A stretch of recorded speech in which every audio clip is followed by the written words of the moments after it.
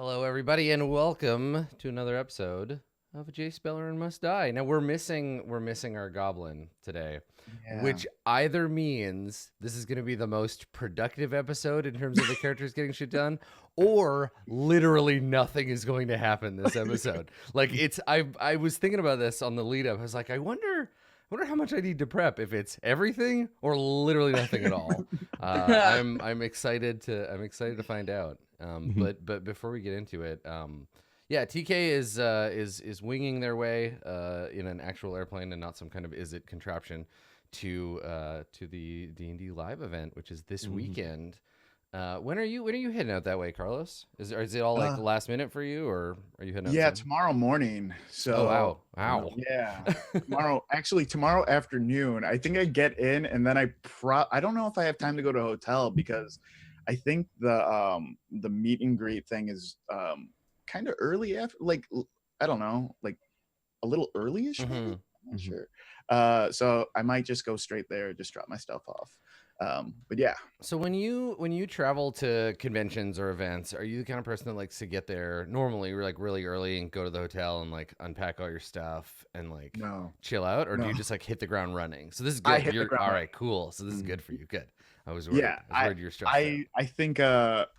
I think at PAX Unplugged, I literally had my my luggage on stage when I was doing a panel. I think I remember that, actually. Yeah. I think I remember seeing you with a bunch of crap and being like, wow, Carlos bought a lot of stuff already. Yeah, we like yeah, that's what I was doing. Yeah, we like got from the airport, like that was like just a really bad whatever, like I had to cancel an earlier panel that day, so that kind of sucked. But it was I got off the airplane and I just got an Uber, like Serena and I just got an Uber, and we went straight to the panel and barely made it. Yeah. But yeah, I'm one of these people that like wakes up in the morning and goes to do the thing that they were going to do that morning. Like I don't have like a routine where I'm like, oh, I gotta have my coffee and breakfast. Yeah. I like right when I wake up, just going into my thing. Right. Yeah. So just immediately, like from bed to the first thing, just like start working. And the same applies. Okay. So here's a question, and we can open this up. We can open the floor up to everybody. When you're going to the movies, if it's one of those movies where you don't get to pick your seat in advance, if you know you're buying a ticket, you're going to get, how early do you go to the movies? Okay, so if you're going and you like have to buy tickets there, or maybe you bought them already, got them on your phone, but you don't have like pre-decided seats, how long do you show up before the movie? For me, I'd say it's determinate on how long the movie's been out. If it's a recent movie, then probably I think I'd try to get there maybe a half hour in advance. But if it's been out for a while, maybe like 15 minutes. Like oh, nice. Yeah. Have you ever walked into a movie while the trailers were playing? Yes. Only because I've been running late, and that was, and I'd hate to say that happens more often than I'd like. You know what? So I usually get to the movies early. Going to the movies was such a big thing when I was little, so it was like such a big treat to go. So I will say that I get to the movies about a half hour early, which is weird because I literally live 2 blocks away from the movie theater. Yeah. But when I had Movie Pass, like I would just show up. Right. Yeah. Like in the middle of the movie, you're like, fuck, I can watch 20 minutes of whatever's on. Yeah. I would just show up. Movie Pass was great until they made it really weird. Until they got weird. So we don't have that in Canada. Movie Pass is like the thing where you pay monthly and you can just go a certain number of times. Yeah. Right? Is that how? Okay. Before it was unlimited, though. It was like you can go whenever, like pretty much wherever. Like in Chicago, it was pretty much all the theaters. Yeah. And then they changed it to like, oh, well, you can only see a movie that's been out 2 weeks, and you're like, oh, okay. And then they're like, oh, well, now there's a surcharge if you see a movie sometimes. And you're like, that's so weird. And then it got to the point where they're like, you can only see these 6 movies. It got real weird. Super weird. I bet they were just in a hole for like a bunch of films, because like a bunch of films were probably like made the contract like, yo, tickets are tickets. So if we sell this like Movie Pass, you're paying us for so many like seat holders. Yeah, and they were I don't know how they did it, but Yeah. I believe that they were paying full price for these movies. Like I remember reading an article that they can't get a deal with every movie theater in the United States. So like they were paying for them. I think they just bank on the idea that like the average person is probably not going to see more than 2 movies a month. Like that's what they were just banking on. I feel like if I had something like that, all it would do would be make me see movies I'm not really into seeing. Like I would watch more bad movies. I wouldn't watch like I would just to justify the price. I would still go see the same movies that I would see if I didn't have the pass, but then I'd be like, well, I should probably go see some total garbage just to justify how much I'm spending on this thing. It was liberating though. I loved it. Like Right. it felt good. Yeah, so you feel like you could just like go and like walk out of the theater. Yeah, you That's good. feel like, oh, there's nothing tying me to this emotionally or financially. Like, yeah. Yeah, I hear that. Yeah, I could see that. And yeah, and then if you're just going and you're not tied to like I have to have a good experience, you'd be like, fuck it, I'll walk in, watch like the action scenes and then leave.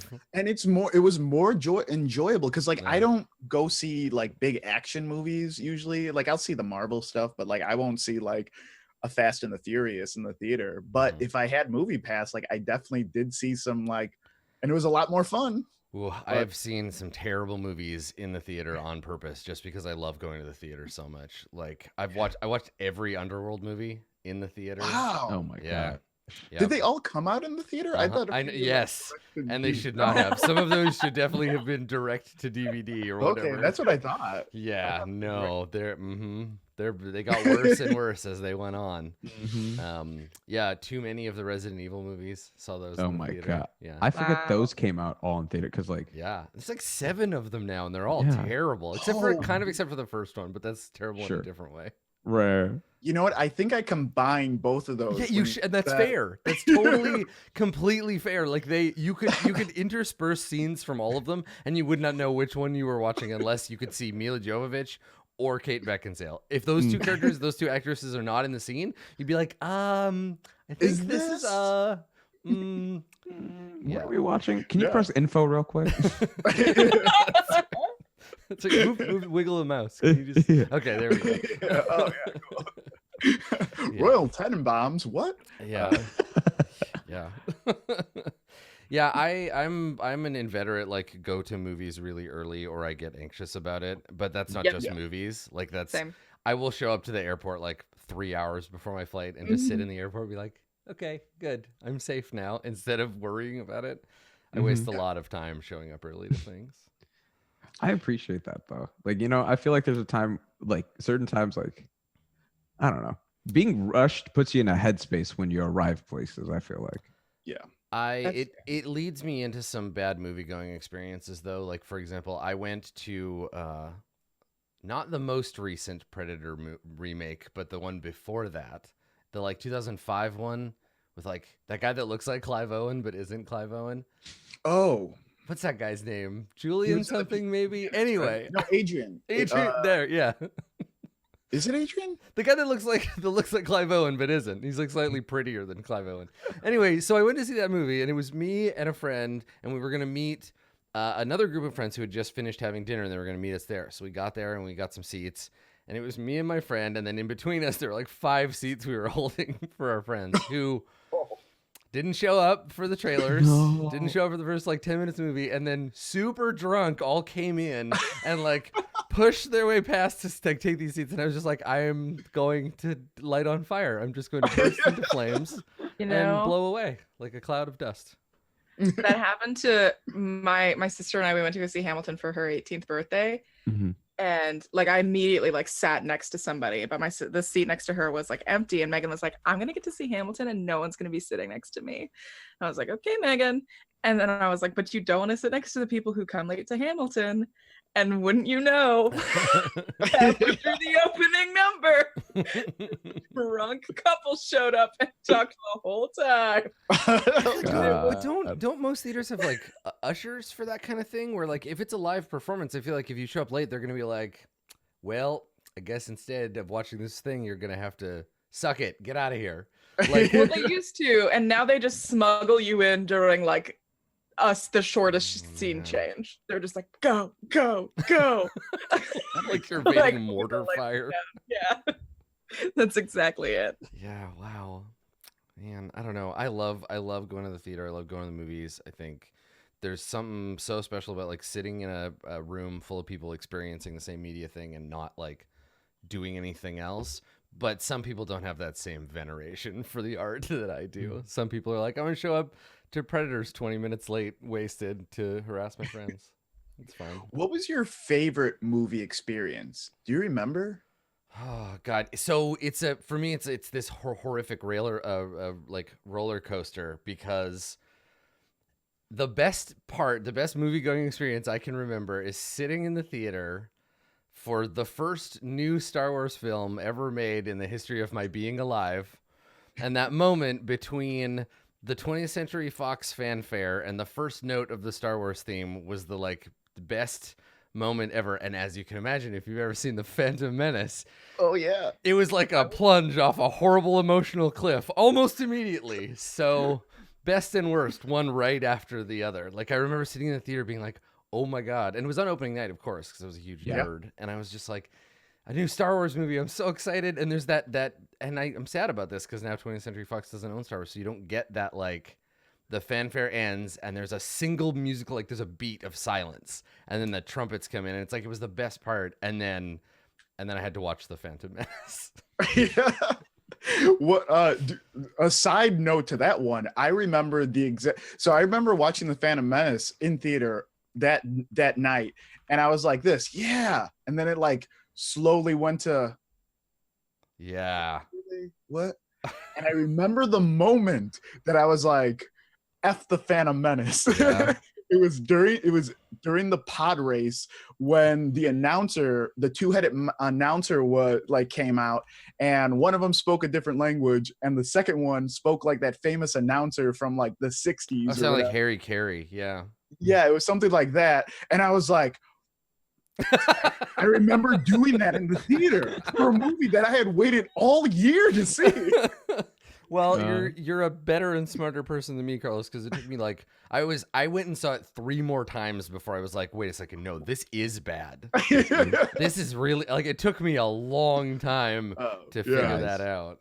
We forget that Jar Jar Binks was supposed to be Emperor Palpatine's overlord. If that story arc had been allowed to carry out, it would have redeemed the entire series. It would have. That's what I think the next movie's about. I mean, I feel that makes Jar Jar a self-insert for George Lucas, because then the plot of Star Wars becomes bumbling idiot ruins universe.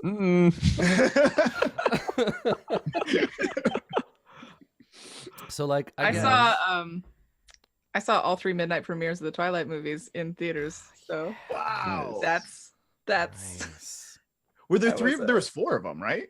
Oh yeah, okay. So I saw the first 3 at the midnight premieres. last time as a joke. But the last time was badly real. I gotta tell you, I think every time was a joke, but you weren't in on it until. But I just wasn't caught on yet. Yeah, until that point. The joke was on me the first 2 times, and then the last time it was on me anyways because I paid to go see. Yeah. But yeah, I like looked up. I was like, when did the Phantom Menace come out? Because I don't have that experience. I would have been 3. So I was gonna say you were a very, very small baby. Yeah, so, I think I was like 17 when it came out. It came out in 1999, right? Yeah, 99. Yeah, sounds about right. Yeah, 99. Yeah, it was a bold 7. Yeah, a bold and brash 7 years old. Yeah. And even I knew that the Phantom Menace sucked. So before we start the episode, Katie, I want to give you an opportunity to play your new favorite game. Do you have a card ready for?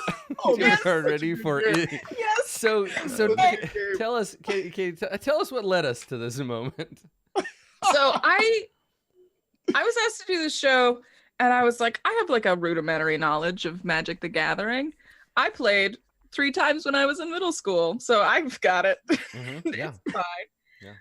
And so I brought my Magic cards that I only played in middle school to college, thinking that I might meet people who this would have gotten me in with them. Mm-hmm. That's can you imagine the situation where that's how I would have made a friend?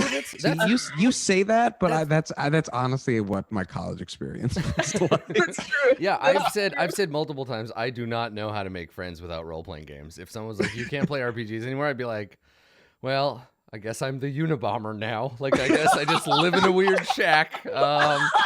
You've taken away my only tool for interacting with other humans. So let me just get my sunglasses and my hoodie and start writing about how the internet ruined humanity." Hello, I live in a hermit with only internet access. Yeah. All right. Well, my segment has ended before it could even begin. No, explain. Please. Okay. Yeah, don't let me in my weird Unabomber fantasies ruin your bit. So I brought them to college and I never played them, and I've been graduated for a year, but I was like, I have them somewhere. And so for the last 2 weeks I've been looking for them. And I found them today. Good. And I discovered a terrible secret. And then I had 4 Jace Beleren cards in my deck. Yeah. J'accuse. Infiltrated. And I had never felt so betrayed by my past self. And my past self has wronged me so many times. You know what? I think the thing is that when you made that deck, you were in the core demographic of people who are Jace Beleren fans, middle schoolers. So you're good to go. He's so cool. If I had known about him, I probably would have had a mad crush that I resent today. He's so edgy but like wounded, right? Like he needs you to fix him, right? But he'll also change the way you think with his evil magic. And if he does something bad, he's like it's like that episode or that season of Buffy where Willow gets all like weird and magic abusive and just like changes what everybody remembers. It's not good. The ability to control people's minds is the worst of all powers. It's terrible. Well, how about I read you some Jace Beleren flavor text? Oh, please. Ooh.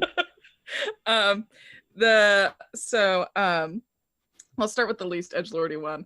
But this card name is Jace's Ingenuity, which I feel is he's such terrible a genius, in its own right. Just like such a handsome genius who knows everything. So moody, kind of misunderstood. Yeah, Like I would understand. Yeah, him. you would though. Like you could. He would let you makes in. decisions everyone else is afraid to. Yeah. So this is actually just draw 3 cards. Ingenious.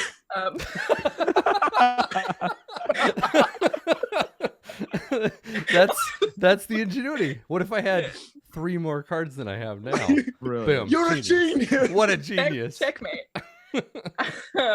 This one says brute force can sometimes kick down a locked door, but knowledge is a skeleton key. Wow. What's the casting on it? The What's more That was you on know. Zanga before it was on that card, actually. So that's that one. Mind control. This is a Jace Beleren quote on it. I'm pretty sure he's in the picture. This one says, "The mind, a great weapon, and an even greater weakness." Jace Beleren. This one is called Jace's Erasure. Good. Then it says, "You should try to clear your mind of idle thoughts, and if you can't, I will." See, that's what I'm saying. Like he's so gross. Like, oh, what are you thinking about? Me? I thought so. Oh, creepy stuff. Beleren has Jace Beleren. boundary issues. He does. Yeah, so for those, someone was adding at me saying that, of course, I play blue mana. Lucky for you, I don't know what that means anymore. This is a blue and then a plains deck as well. This is the deck I have. That's your sister. Yeah, like those are Azorius colors, blue, white. Wow. Yeah, I've done it on purpose. I have 2 shiny cards, so I assume that means I will beat Carlos when we inevitably play against each other. Like, I have my cards too, but I played a decade before you played. Yeah, right. Carlos, your cards are probably much stronger. Yes, yeah, than which hers. means you're imbalanced in the other unfair way, where Yeah. cards now they care if they're overpowered, but back in the day you're just like Curd apes and lightning bolts all over the place. Yeah. All right, well, I'm sure that my deck was built with the wisdom and intelligence of 8th grade me, so I think that you will probably still. Well, actually, it would be fair because I could probably find a deck that I made in 8th grade, but it Oh would my have god, Battle of the Eighth Graders. The only physical Magic cards that I still have that aren't like very, very new that I've like gotten recently since I got back into it are the 2 decks that I used to use to play competitively when I played. But because of the environment, they would have been incredibly good for about 6 months and are now trash, like utter garbage. Yeah. So I have them and I look at them, but they're like, it's like the scene with fucking Obi-Wan and the lightsaber, and Luke's like, that's an old janky thing. And Obi-Wan's like, no, lightsabers are still cool, Luke. All right, it's an elegant weapon. Okay, from a better time. Fuck off, kid. Yeah. When I played, it would usually be like, I don't know, I'd like to do creature types. I think that was like kind of like my jam. So I made like a zombie deck once. Yeah. That was black, blue, and that was really fun. But it wasn't good. It just made zombies. like it was just like, here's a bunch of zombies. I make zombies. That's my thing. Yeah. Well, zombies are very popular now. Right. Yeah. Nicol Bolas brought a whole bunch of them to Ravnica for a party, which I'm sure you won't have to worry about ever. I'm sure it'll be fun. I mean, were those Nicol Bolases the ones that we killed in that Golgari tunnel? No, is that what I'm getting at? Nicol Bolas's zombies are like Egyptian, like magical metal plated, like adamantium zombies. They fuck. Yeah, they do. Basically. These zombies can get it. You know. No. These zombies, they fuck. This is the new thing that we're just gonna do for the show. We're not actually gonna play D&D. We're just gonna talk about things that we don't fully understand and make declarative statements about characters from Magic, so that the YouTube comments can yell at us. Exactly. I can't wait. It's fantastic. Yep, good stuff. Cool. Well, I suppose we're all here. We might as well play some Dungeons and Dragons. Yeah. So, Carlos, did you level between sessions? Did. Nice. Okay, cool. Good. I will make a note to update the overlay. What sorcerers, you don't have to pick anything at 3rd, right? Like, Yeah. because you choose your origin at 1st level. Okay, cool. Yeah, I just took the average. Yeah, for your hit points, yeah. Yeah. All right, so I'll make a note to update Winnegar to level 3. Nice. Okay, cool. I was complaining on Twitter about how many D&D spells don't do the thing that is in the name, and somebody brought up Sparkly Darts, and they were like, "Conjure Sparkly Darts. It's the best spell. It does exactly what it says on the tin." I'm telling you. Yeah. Winnegar knows what's up. That's right, exactly. Winnegar Sparkly Darts. They're very effective. So I think probably Tack is recalled to the Golgari Underground to perform some Golgari related duties. They have things. They get a message from their mom and have to go and deal with things. They have to go underground for a hot minute. But the 3 of you still have your task ahead from the Rose.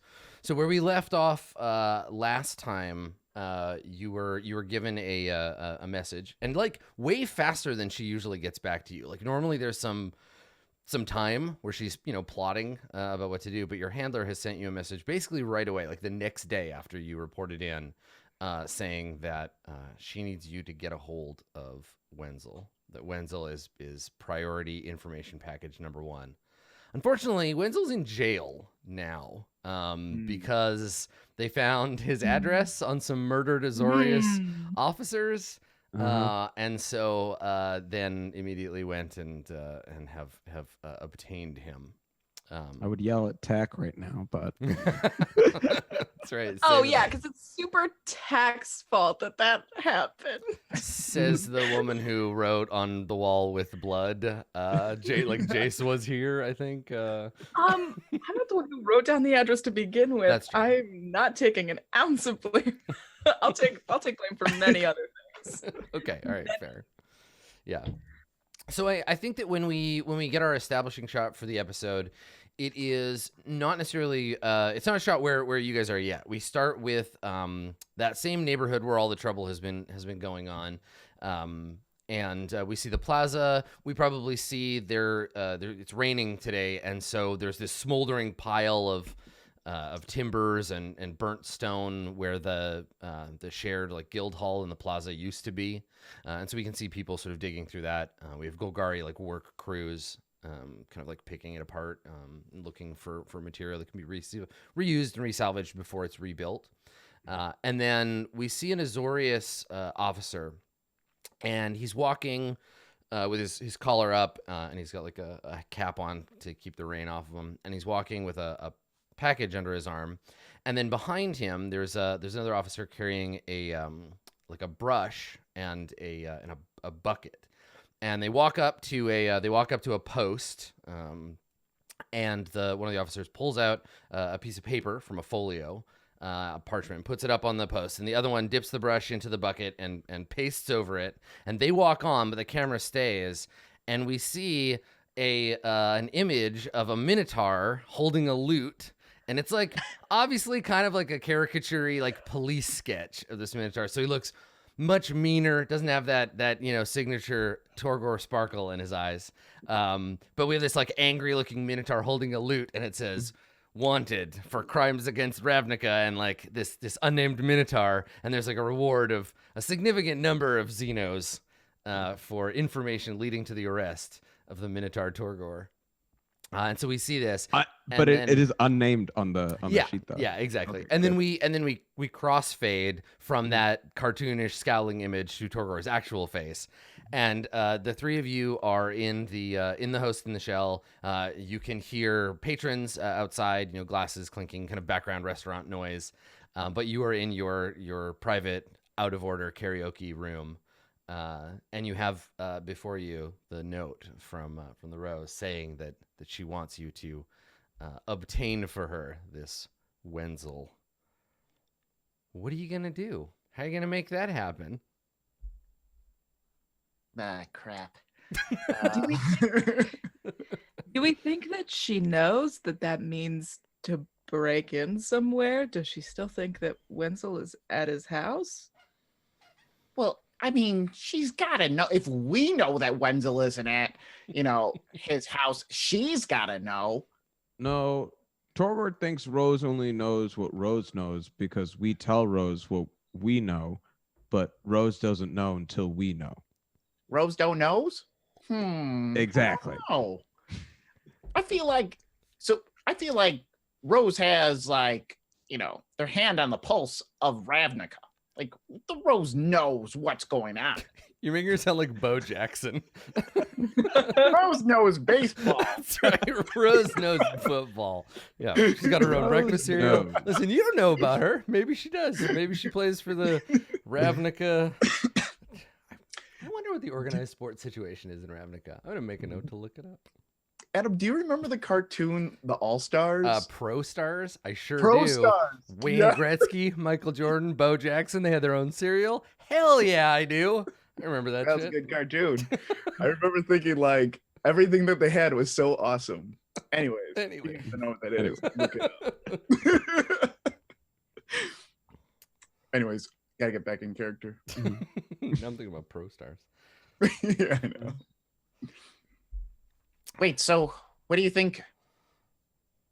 We have to do a jailbreak, basically. Mm-hmm. This Torgor isn't just not the getting log. any easier. It worries me that she thinks that we're the best people for that.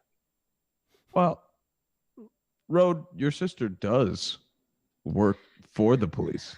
Oh yeah, ask her sister. I had to really sort of stretch that relationship then to get that spare ticket into the police ball. Mm.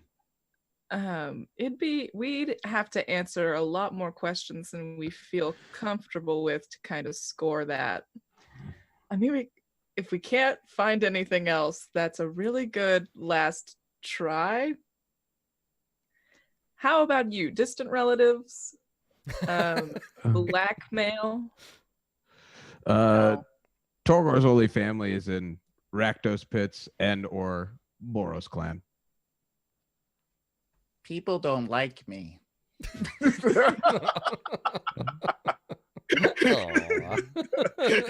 He's just flipping through songs on the karaoke like boxes.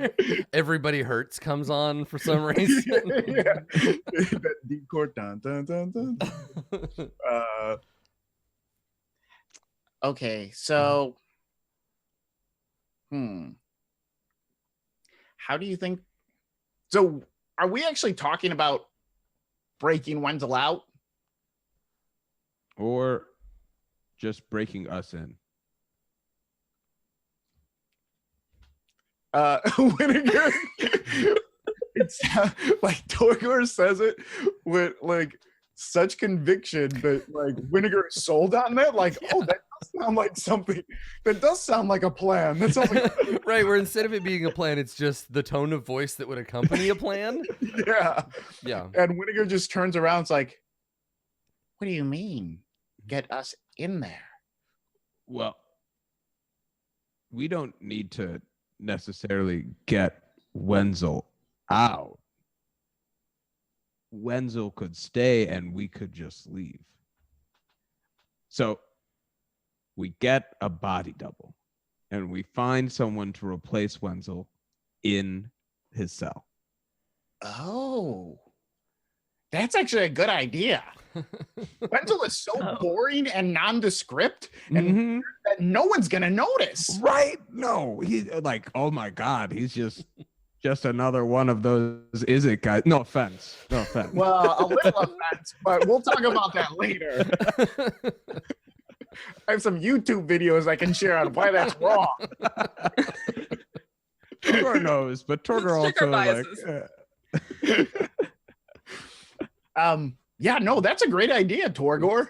But I mean, we would have to find someone, you know, to do which. Oh man, we should call it the Parent Trap. No. Why would we call it the Parent Trap? I don't know, because I feel like we have twins and we're gonna switch them. Well, right? So I mean, the great irony of that plan is that the reason that the Rose wants Wenzel in the first place is to get Ed Zlatek Ironclad. So if you kidnap Ironclad and use him to swap, you're gonna just have to do this all over again later. You know, it doesn't have to be Ironclad. I mean, yes, his brother would probably look like him, but the tattoo might give him away. Yeah, that's true. That's very true. You could, I mean, that's all right. Who knows? We could paint over it. Illusory magic. Okay. You could, yeah. Well, I mean, that person. Okay. I'm picking maybe like a little Freaky Friday type situation going on here. So if we go to my sister and we say, I have information for you in exchange for a meeting with Wenzel, how do we bring a body double into that meeting? One.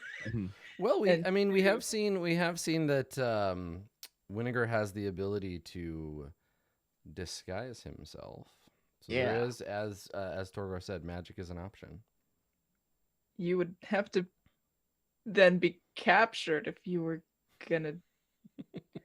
Well, I would just be there, and then I would show up and be like, "Hey, they beat me up and caged me here. That Wenzel guy's a menace."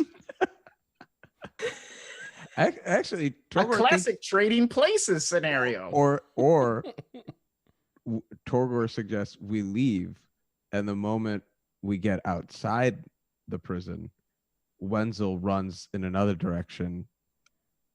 Wenzel, really, our good friend here. Oh, and we sent him on a wild goose chase. Right. Torgor and Rode run with real Wenzel, and then break disguise. Wenzel's gone. That's true. I feel like I can get shot, though. Anyone else get that feeling around here? When you run away from the police? Yeah. This whole, you leave your entire back exposed. And then there's the thing of these weird, what are we calling them? Doctors.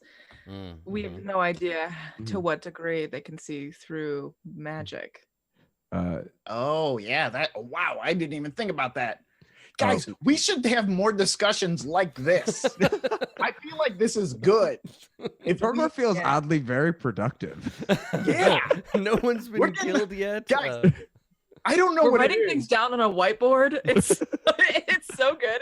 We have a whiteboard. He pulls stuff away. We have a whiteboard. What is happening? I don't Hey, know what's changed, guys, but somehow we are being so productive in Yeah. our planning. Something is very different, and I can't. Something so different. And I can finally see the coffee table. There's not just dishes on it. You know? Oh, yeah, there was Oh. a coffee table here. And oddly, no circles. Oh, Ghost in the Shell. Good job. Vinegar. Do you know anything about the Thopter device? Like, is there any possible way you could have like hint insight onto like other projects? I mean, yeah, like Vinegar, it would be an Arcana check. It would be easier if you had one of them, because otherwise you're just making guesses at their operation. Oh. But if you get a hold of one, you could like dissect it basically and make a make a check and try to figure it out. Okay. Roll that guy. Okay, so just based on what you've seen, they're definitely not built. Here's the thing that I can tell you, because with a 9, like you don't really know the deal, but Yeah. there's something about them that is unusual. If they were built by the Izzet, they would have more like lightning coming off of them, and like you know how to make objects like repel from the ground and fly using like magical fields. But these things, they have like an organic look, and they're fairly advanced technologically just at a glance.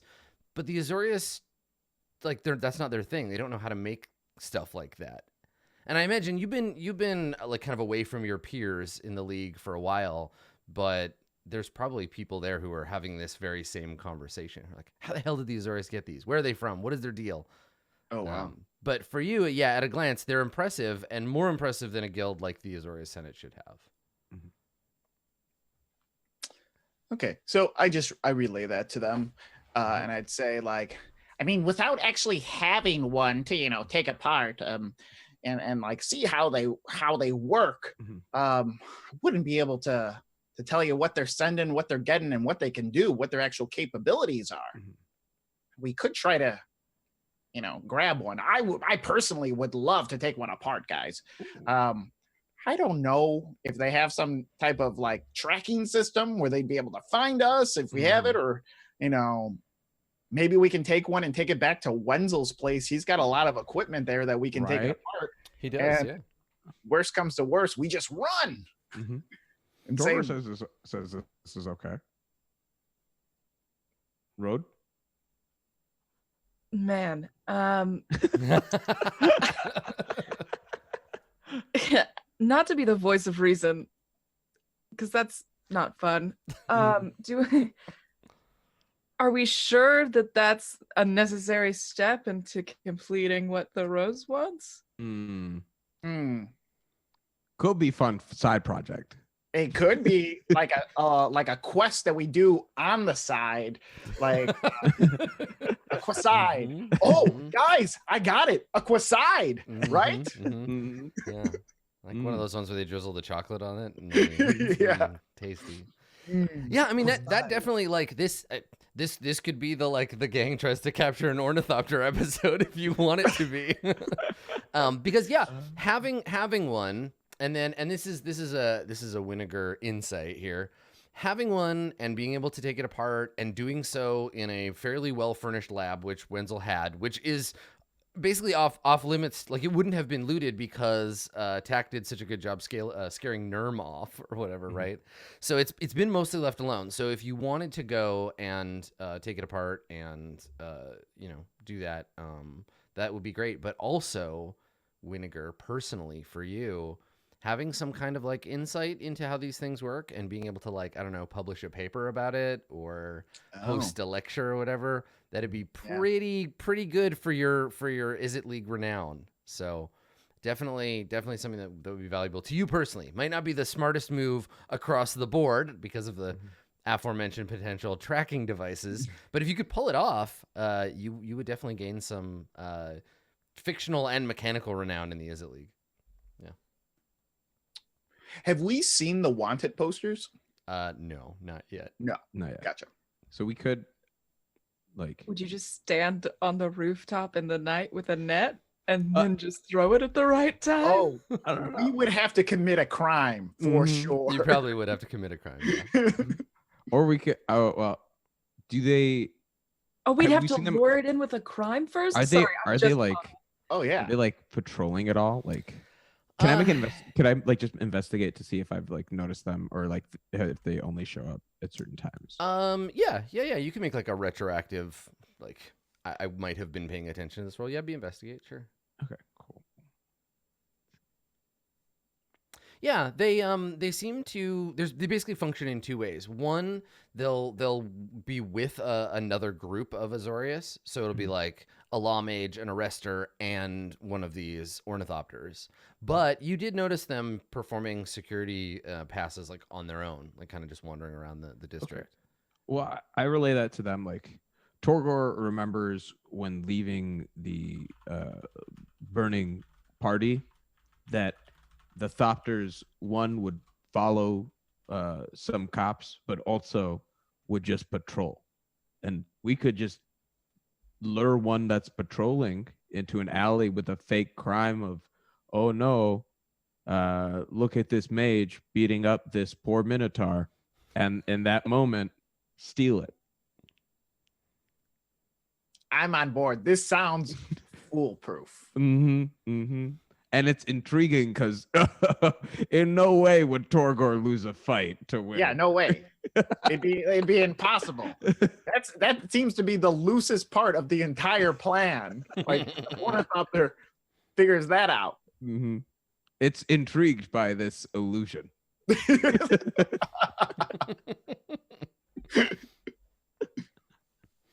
Hey, Road, you're kind of Road. I noticed you're just like a little. You kind of stopped writing stuff on the whiteboard. You started writing "commit a crime" and then you stopped. There was like nothing.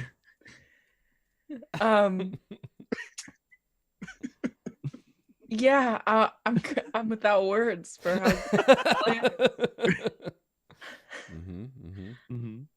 how. Man, I'm so excited to get in on the ground floor of this one. Road, what do you think? What do you think we should do? Should we go in without would it help us to know more on their surveillance and how they track things? Or do you think we should just like go in and do a bait and switch type thing?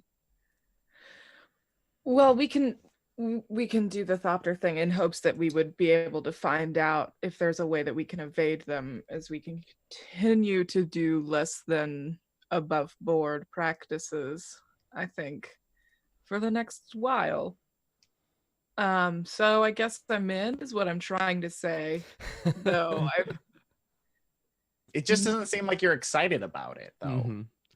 Well, you guys talked about being in the alleyway, and I noticed that I wasn't a part of that plan. So I thought that it was more of a friendship plan. No, And then I was just sitting here. Who captures Thopter but Road? Yeah, You're the most integral part. Yeah, you're the Thopter catcher for sure. Right. The Thopter in the rye. I hate you. Okay, well, so I forgot to mention this at the beginning. The show is only 20 minutes long now. We've changed our time slot, so that's it. And scene. Great job, Thanks, everybody. thanks for coming. Oh boy. Is there a way that we can like just attempt this, or like what would be the would we have to like go out and look for it? Is there like a single like roll attempt we can make on it? I mean, you'd we have just- to come up with a plan and then execute that plan, and there'd probably be several roles involved in the doing the plan. Yeah. Can we spend a day just seeing if they have like a patrol route that we can track to see that the Yeah, like Thopters doing are on their own? doing reconnaissance? reconnaissance. Yeah. Yeah. Yes. Yeah, let's see that montage. I think that's reasonable. Okay. So you're going to head back to the precinct where they were most prevalent, right? Head back to precinct 1. Okay. Good. All right. So yeah, precinct 1, as we know, is on slightly higher alert, which means there are more thopters than usual, which is good and bad for you because they're all over the place. There's dozens of them just kind of flittering around, looking out for crimes. On our way to We bought a precinct net. 1, do I notice? Yeah. Did you hear what Katie said? Mhm. Perfect. Do I know at what point does Torgor notice these images? Is it not until precinct 1? I think precinct 1 is where they begin because that's where Okay. the beginning of this stuff happened. Cool. Is anybody proficient with a net?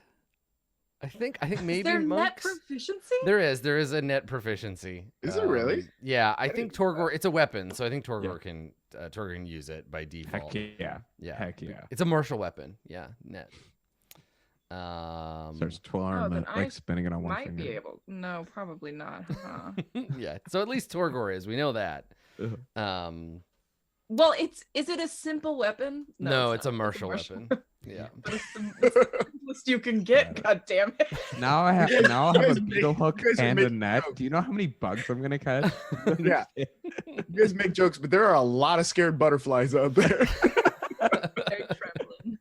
I'm gonna get the biggest butterfly in the world.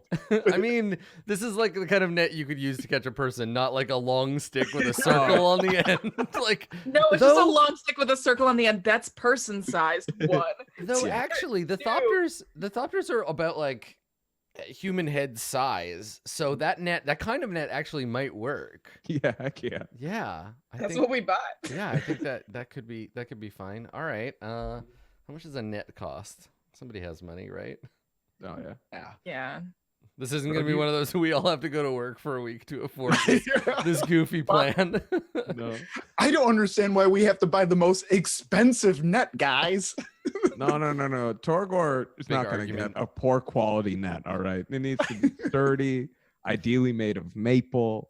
I don't want, and the net fibers have got to be thick because I don't want Thank the you. thopter to immediately. Thank you, Road.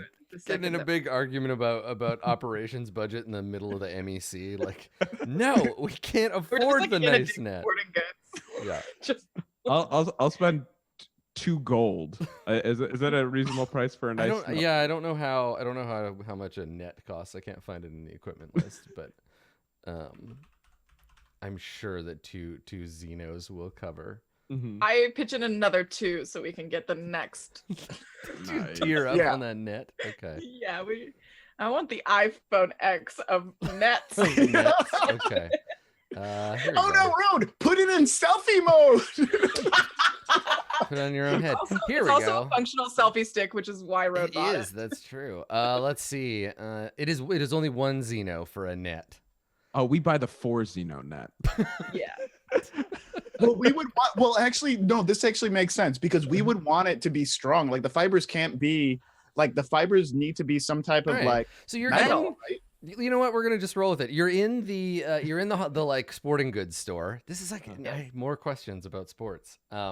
So you're in a sporting goods store on your way to District 1. You've stopped at this sporting goods store, and you're in the aisles, and there are people buying like hockey pads and what have you. There's a kid trying on some helmets, and and somebody comes up to you. It's a human, and he's wearing like an apron, and he sees you looking at all of these nets hanging off of pegs on the wall, and he walks over and he says, just kind of like to the group, he's like, looking at nets, huh? Mm-hmm. You folks need any help? Oh, Torgor would love your assistance. Torgor's been looking to catch some bigger bugs for the Rakdos. We got some entertaining doing, and would really love some advice on which net would be good for which net would best. And he looks up and he looks at all the nets hanging off the walls. And he's like, well, the thing is, these nets, they're all going to be too big to catch insects. I mean, and he like holds his fingers up like this, and he holds it up to the net, and he says, the space in between the ropes is it's too big. You've never seen Torgo starts laughing. No. Rakdos bug. And I like make like it to be like human size, like a massive like yeah. You see his eyes go kind of wide, and he pushes some greasy hair out of his face, and he's like, "Oh wow, those are big bugs." Okay. Well, is there any concern that they're gonna cut their way out? Are these they with the mandibles or the claw? Oh, thank you for asking. Torgor doesn't know your name, but can tell you're very smart already. It's very strong. So with maybe even acidic, incisors that get in the way, and any way we could resist against that. Yeah, and he says he's like, oh wow, okay. And he digs through the nets, and he finds you a couple based on your requirements. So you're looking for something that is like the problem is the heavier it is, the harder it is to throw, right? Now these Thopters are pretty delicate, but they're fast. You don't need to worry about them. I mean, you haven't seen. Maybe they have capabilities you don't know, but you haven't seen them like shoot lasers or anything. But you can find a net of an appropriate size and weight that you think will like weigh it down, and you can purchase it from this guy at the sporting goods store. Road like makes sure that she can like lift it. But very subtly she's like, "Oh, I'll take it to the register," but she's trying to hold it to make sure that she feels like she's strong enough to throw it because she has a strength of 8. Yeah. So that's the question, right? So we should talk about that. The person doing the throwing of the net, you're gonna have to make an attack roll on a relatively small kind of mobile creature. If you're hidden, you'll have advantage, right? So if you can do that from the shadows, it'll be if you're throwing the net, which is what you do with a net, because it's a big like circular shaped web of rope with weights Not, in the end. Definitely not one on a stick. No, because the stick would it'll just break, right? Or like the thing will try. So because those you have to swing it, hit the thing, and then pin it to the ground, right? Yeah. Whereas a big net will hold it down by its own weight because of the weights on the end. So it'll be basically a missile attack. You'll be using your dexterity to hit, and if you have the net proficiency, you get to add your proficiency bonus. And if you don't, which you do not, Road, it'll just be a d20 plus your base dexterity modifier. Does Torgor notice Road struggling with the net? I don't know, Road. Road. Do you know how to use a net? It's okay if I'm more used to it being in the water, of course. Torgor totally understands. Well, you know what? Winnegar was right. Weakest part of plan is thinking that Winnegar could beat Torgor up. Let's be real. I think plan would be more effective if Road beat up Winnegar and Torgor tossed net, just because it wouldn't look believable to the Thopter. You all were right. Torgor is so ridiculous for considering that. Wait, do I get to beat Winnegar up, or does Winnegar get to beat me up? Road, you beat up Winnegar, of course. No, once again, no one believes in the aisle right next to him, and his head just pokes up. Like, what are we talking about here? We're just talking about the plan. Yeah. No, Torgor, Road brought up good ideas to plan change. Oh, okay. But I feel like there wasn't an option. Am I getting beat up the only option here? I think that's a given. Yeah. Right. Because because like this is phase 1 and it has me getting beat up. And then phase 2 has me maybe getting shot. No. Sporting goods. Road like gets like very severe, and she's like, "So how about we don't?" Yeah, talking about your plan to steal police property in the aisle of the sporting goods store might not be the best call. I got you. And you'll Random be fine. Random stranger. Torgor thinks 8 hours of rest. You'll feel great between part 2 and part 3. Right. Yeah. All it takes 8 hours of rest, you'll feel fine. So as you're leaving with your new purchase, your net that you have, Torgor, I threw one on your character sheet for you. As you're walking out, we see two Gruul goblins.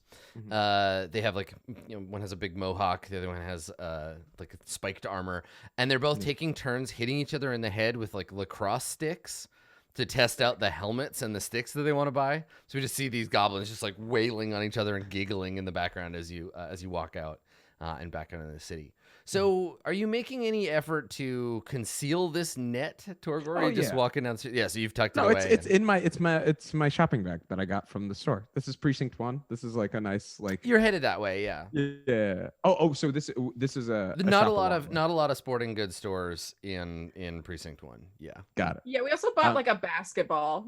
Okay. So it just like we bought other things. Right. So it looks like we're gonna lure children to our net with a basketball. No, we're setting up an intense 2-on-2 match. Don't even worry about it. We just need to get our fourth. I mean, that's a completely normal behavior when you go into a store and you buy one thing and it's kind of weird. So you just like buy something else to make it seem like you're not just buying one weird thing. Yeah. No, I'm into it. Yeah. Good. Okay. Well, I took the net. I fold it up and I put it in my pouch. Yeah. Okay. Yeah, you got it in your bag. Yeah. And I'm holding the shopping bag with the basketball in it. Excellent. Cool. You have a basketball. Good. Yes. All right. Cool. So you make your way to the 10th district, and yeah, there are, I think, probably over the district because so this is the thing, the Azorius, when they need to like announce a change in laws or whatever above New Prav, which is their citadel, in the air there's a big glowing Azorius, basically like a message board where they will say like changes to the law, adjustments to kind of how Ravnica's legal system works. And so there is, as we enter, we can see hanging over New Prav through the haze of the rainy sky. You can see that there is a warning that the 10th district is on like heightened security alert because of an event of the night before, and so we see that as you enter the district, and even now you can hear the hum of one of these thopters as it kind of like flies by overhead.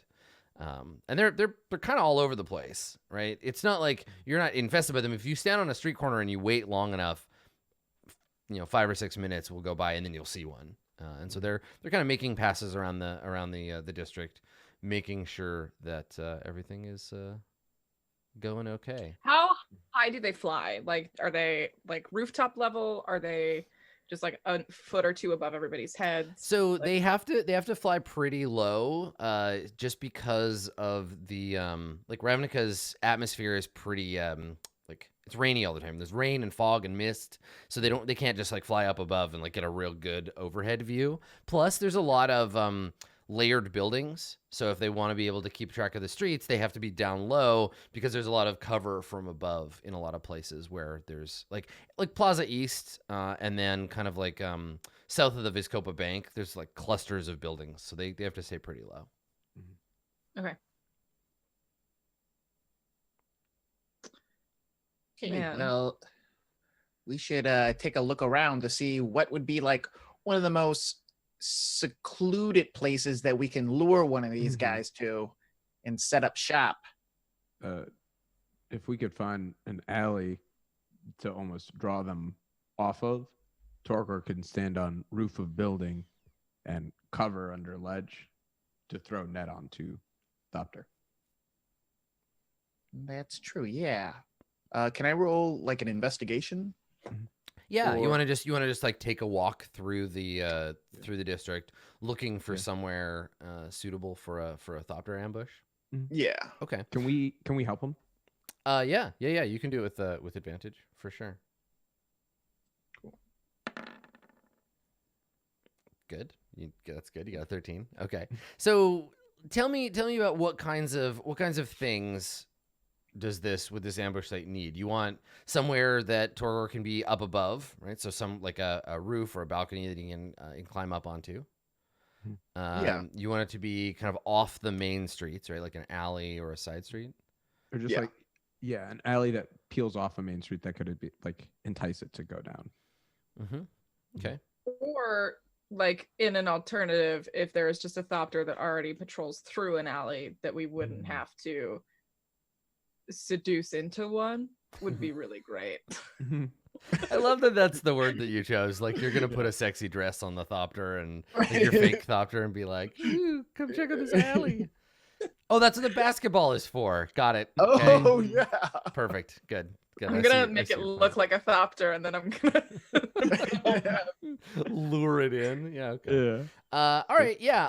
I think it's reasonable. Like I said, if Ravnica as a whole is any one thing, it's crowded, right? And so there are lots of places where the buildings create these shadowy areas. So you find a suitable alleyway with a building nearby where Torgor you can climb up onto a second level and then throw the net down. So you have your sort of target area. And it is it's off the main drag, but not so far that you're like secluded somewhere. I mean, that's hard to do in this district anyway. Sure. Okay. Yeah. So you've found a location. I don't think that the Thopters generally patrol around here, but they might come in to investigate. Right. You're not so far away that that's out of the question. And we don't notice any like new posters for any shows around town. Right. Yeah. I was gonna say. So I mean the posters are being put up to be seen. So maybe as you find this alley, right? Like Winnegar, maybe you found this one, but Torgor, you are still on the main street. I think you see a familiar looking Minotaur staring back at you from a pillar covered in posters. Oh, that looks like angry Torgor. And like I say this like with a smile on my face, like didn't get the horns right though. and like, but like quickly, I take stock of like that's the prize. Okay. Okay. This is dangerous. Wait, how many Xenos are being offered? Hold on. Yeah. I think it's probably for information leading to, because they just know that you are connected to some bad stuff. It's not like wanted dead or alive yet. Right. So I think it's probably like 500 Xenos. Okay. Seeing this, can I like kind of rush to get off the street towards them and use my disguise kit to I also have one. Yeah. I also have vision, so I will absolutely help you. Thank you. I'd love Sounds to like like there's a problem. So Winnegar is finding a tactical alleyway, and right, you're doing the math and like figuring out like, okay, if he throws it from here, he's got a target window, this stuff, and then you turn around, and then the two of them have like Rhodes' makeup kit out, and Torgor is trying to, they duck into this alley and start sort of frantically like trying to disguise Torgor. I would like to look like a Gruul Minotaur. And include like, because from the Outlands, I asked Road, is it better to be Gruul or Boros?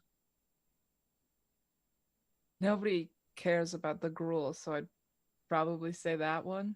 Okay. Well, yeah, so it depends, right? So can I make a if you want to make like a religion check, you want to make a check? guilds check, we can talk a little bit about it.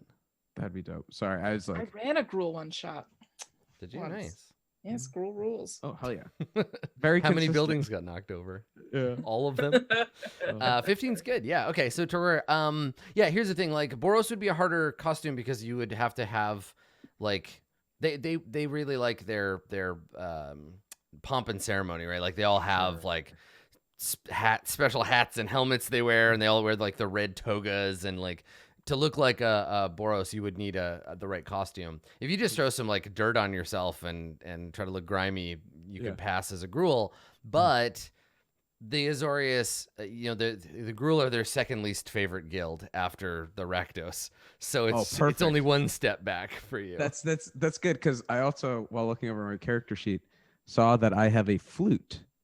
So Torgor is gonna hide his loot and now carry his flute on him.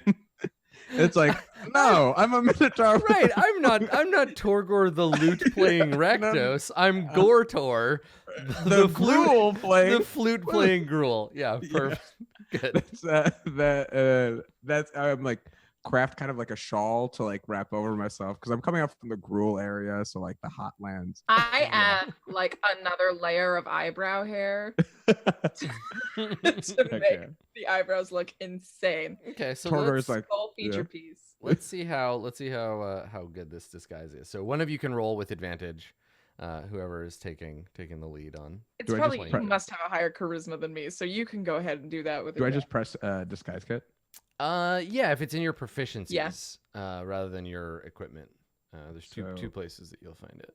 Got it. Yeah, on the left, and then it'll ask you what stat to use. Ooh, So it's charisma. 20 in this case. with advantage. Hell yeah, nice. It is a great disguise. So until something changes, Torgor is disguised as a Gruul flutist. Flautist. Extra layer of eyebrow hair with little wisps in it. 2 fake piercings. Mhm. While we're doing this, I'm with Torgor and I say, listen, this is going to be hard for you to hear. You cannot say your own name anymore. Oh yeah. What? They know who Gortor is? That's bad. That is bad. You may think it is funny, but it is also bad. Change your name more. Okay. Gory Tory. Vinegar. Just change your name to Jethro Tull. You're good to go. Do we? Oh, God, I wish I remembered the name of that Gruul guy. His name was Vico. Vico. I Oh, would- Yeah. I would say Vico Gruelington. Why would you No. use that? The one true word? king.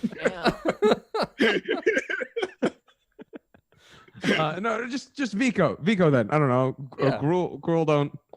And then Gruul talk weird. They use first person I instead of saying name. I already don't like this. This is I don't weird like it either. for It's me. weird. This is weird. For me.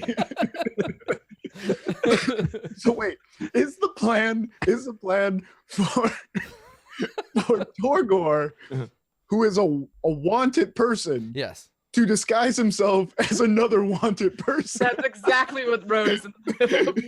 Well, I mean, to be fair, Vico is an elf, so Okay, yeah. yeah, same name. Same. Okay. Right. Okay. Probably common in Gruul. Torgor. Sorry, I know that Gruul aren't that smart. God, I hate this. I hate this. Torgor's like whispering. in his breath. Yep. And it's added. There's an added layer of complexity because we're playing a role-playing game, and sometimes we refer to our characters as I, and sometimes in third person. So it's like Yeah. Torgor picks up his axe. All right, so does Torgor pick up the axe, or are you telling us that Torgor says Torgor pick up?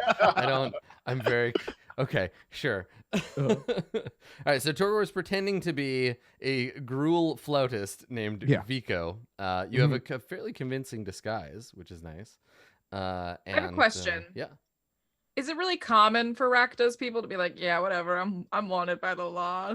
Or is it uncommon for us to sort of trespass that way? I think the thing is that the Azorius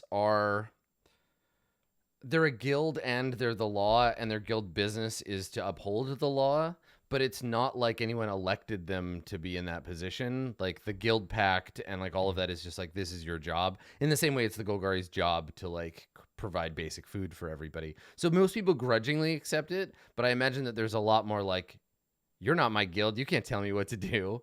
Rakdos and Azorius like hate each other's guts most of the time, like because the Rakdos are about like freedom and violence and debauchery, right? And the Azorius are like, we have laws against that.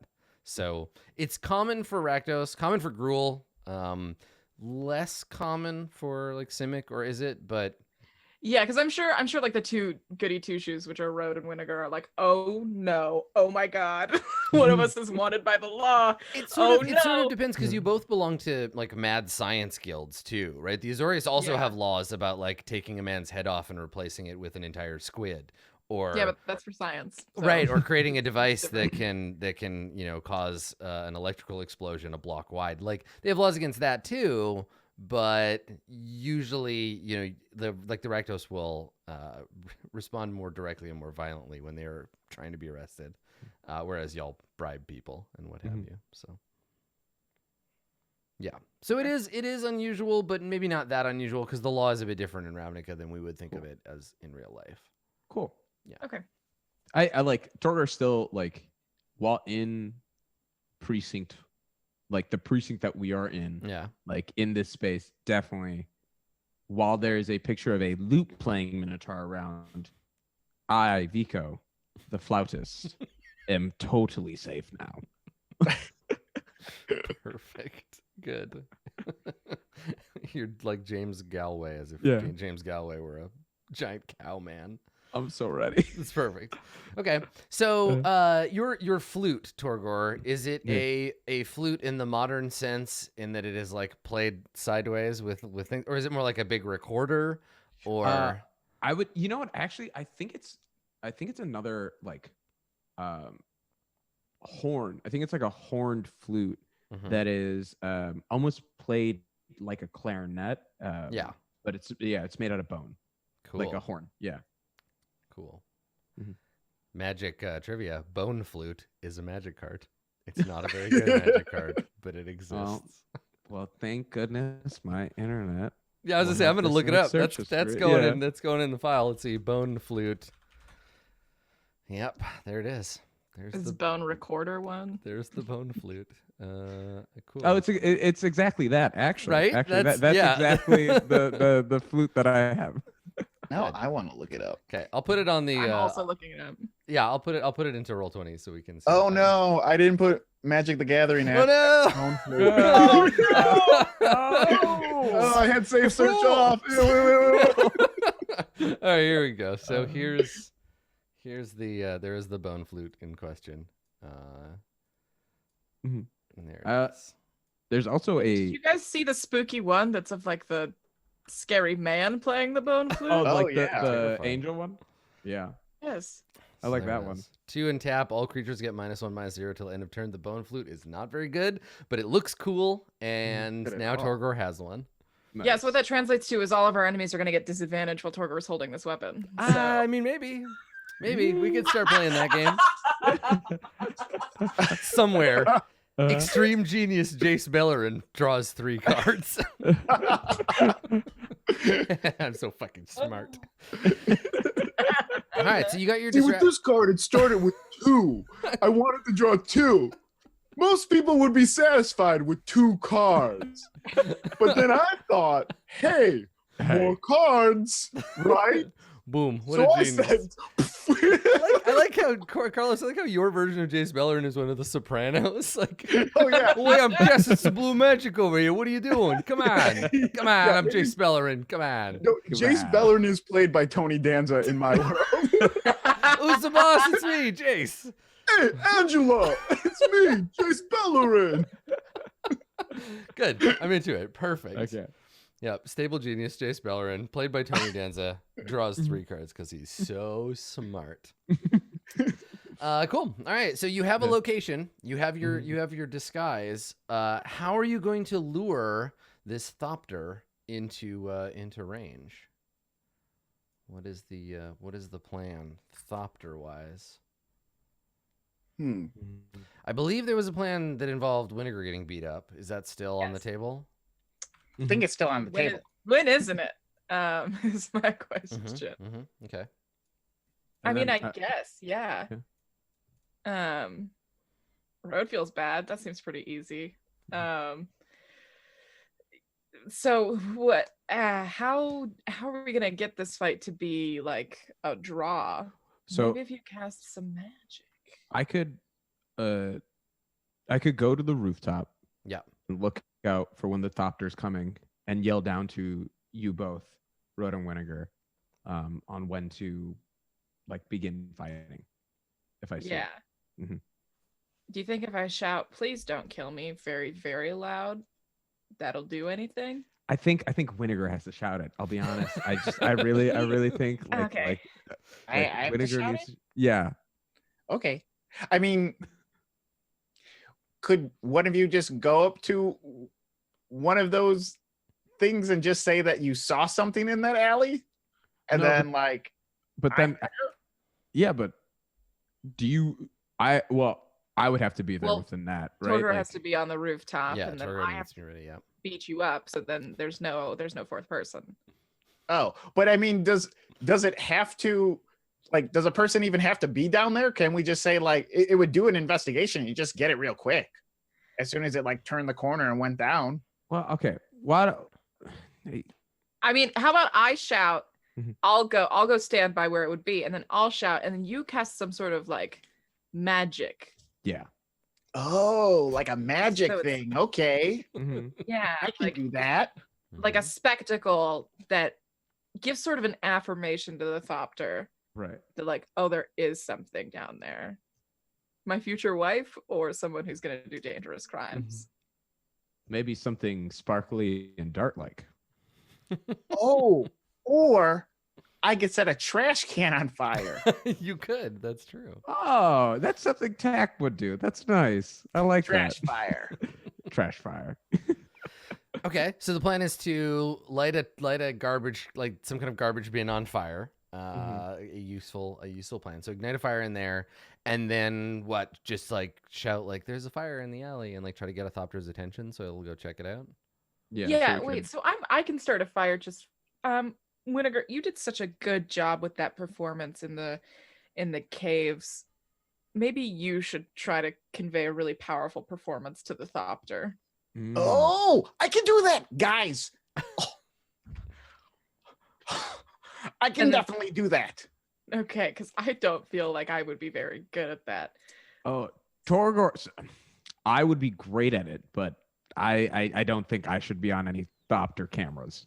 No, yeah, you're Yeah. on rooftop status right now. So You see, I'll like he walks off and goes immediately up to the rooftop as soon as Brode says that. Look, okay. What type of voice should I use? one that Poaching me. That's pretty good, right? what if we Oh, I what believe if I we have sort of, found. like establish a character, right? So you're a rich man who lives in precinct 1. Well, I'm a rich man that lives in. This is your house, right? And if there's a trash can that's on fire, you don't know if it could spread to your house. Oh, So it's like Fuck. you're do you have any idea how much money I make? yeah, but also you're afraid of losing your wife and children in the fire. So that a little bit. Ooh, but also, what if there was something like my wife was cheating on me, so I didn't Yeah. care so much about that. But my kids are like my hearts; they're like my heart. So like I'm torn Yeah. between two worlds, and I didn't get that promotion. I like how And you're you- just describing Wenzel's life right now. Like, and then I met these weirdos, and then they sent the cops to come to my house, and now And I'm in jail.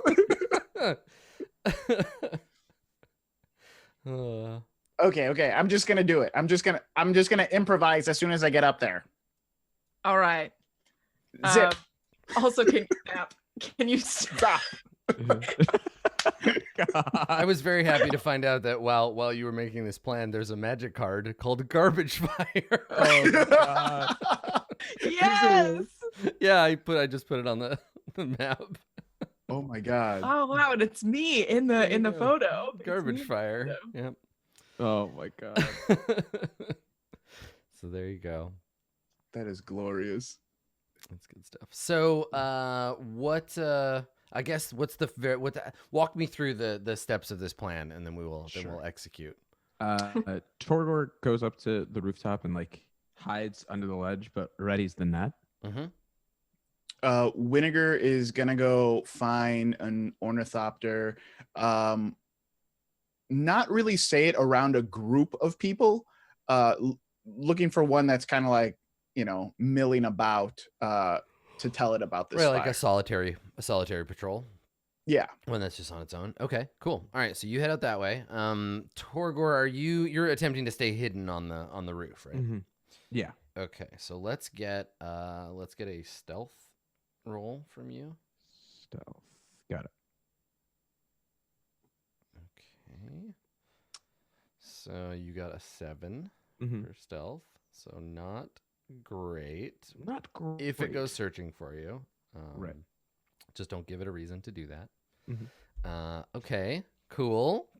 And then so Winnegar, you go out into the street and you see people coming and going. The attitude, the vibe of this district has changed pretty dramatically since the last time you were here, because first it was nervous energy, excitement about the event, and then it was everybody was kind of scared as the Azorius were searching the area, and now it's just kind of reverted back to like a tourist destination but on a bad weather day, right? So everybody's kind of like, some people are standing around looking at the chamber of the Guildpact, but they're doing so under umbrellas, and there's a lot of grumbling about how, like, I wish we'd come here on, like, a nicer day, or, I came all the way over from Precinct 4, and this is the weather I get.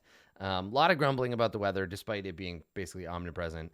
And as a result, everything is kind of, I was going to say dampened. Everybody's spirits are kind of dampened, where there's less of that like heightened security vibe in the place. Because even though the Azorius are saying like this district is on security alert, there's no clear obvious danger, so everybody is kind of relaxed. You do see a thopter kind of like buzzing around in the distance, and it does seem to be like kind of headed this direction. It is not accompanied by any officers. And can you make a perception check real quick? Yeah. Okay.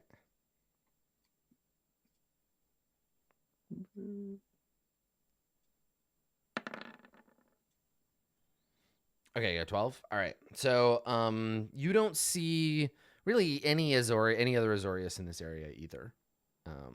This is the only, like, obviously there's evidence of their presence, but you don't see any cops walking around. So you just see this little thopter. So while you're doing that, Road, where are you? You're in the alley? Yeah, I'm in the alley getting ready to start this trash fire. Okay. Tell me about your trash fire plan. What do you All right. I've got at least a vial of unidentified slime, some oil, I have a lot of flammable things as a member of the Civic Guild. Yeah, totally. Well, that flask of oil is probably your best bet, right? Chuck that in the... Okay, so what are you gonna do? You're gonna just throw it into an open garbage container and then throw some fire in there, throw a light in there? Yep, I got a tinderbox as well. Okay. I've got all the things I need to execute. You have everything you need to make a fire. And then kind of just go stand nowhere near this crime that's about to happen. Yeah, so do you want to be near-ish by in case something goes wrong that you can like run over? Okay, so you do want to be like hidden nearby? Yeah, absolutely, but nowhere near the plan going wrong. Okay. And I'm in the middle territory, because I would conveniently be the only face that was caught by the thopter if this so happened to go wrong. And Road she's much too selfish to let that happen. So. Okay. All right. So let's have you make a stealth check too, Road. Okay. And see how well hidden you are. I got a natural one on boy. 2 natural ones. Wow. You're not. Wow. That. All right. Well, we'll just take a little break here, and we'll let Katie recover from that horrible roll. And when we get back, Operation Garbage Fire will commence. I'm the garbage fire. That's what we found out. Oh my god. Garbage fire was you all along. Stick around, everybody. We'll be right back.